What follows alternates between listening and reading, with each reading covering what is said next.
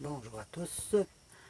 Là, je reviens. C'est un peu une suite de l'autre vidéo où je disais que j'étais pas sûr de rester.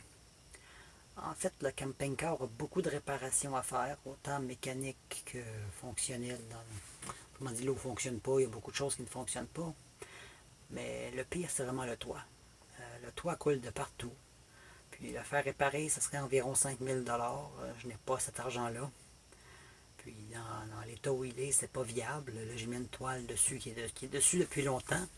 Mais je pourrais pas le déplacer facilement. Puis c'est assez difficile d'installer la toile. C'est quand même grand. Fait que je me vois mal. Toutes les fois que je vais le déplacer, de mettre la toile, de l'enlever. Il faut que je monte dans l'escabeau. C'est vraiment pas pratique comme celle-là. Puis il faudrait d'abord que je répare la mécanique. Donc à la limite, 1 000 $ de réparation.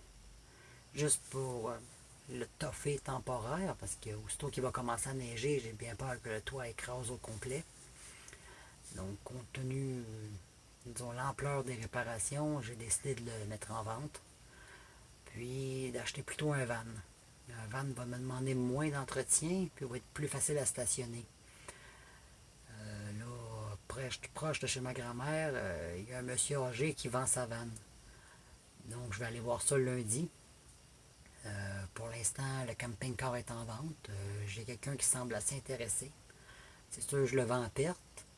Mais compte tenu de toutes les réparations qu'il y a à faire dessus, je n'ai ni le temps ni l'argent pour le faire. Donc, je vais probablement aménager le van, puis vivre le temps de mes contrats, puis après, je verrai. C'est sûr que pouvoir avoir un van comme un Sprinter, ça serait mieux, parce que là, c'est quand même un caravane, donc c'est quand même assez étroit. Mais pour le prix qu'il le vend, ça vaut le coup de commencer par ça. Puis la base de lit ou ces choses-là que je vais installer dedans vont pouvoir être transférables de toute façon. Donc ça va être à suivre à partir du moment où je vais vendre le camping-car. Faut que je commence d'abord par le vider. Il y a vraiment beaucoup de stock dedans. Je vais apporter ça à l'entrepôt.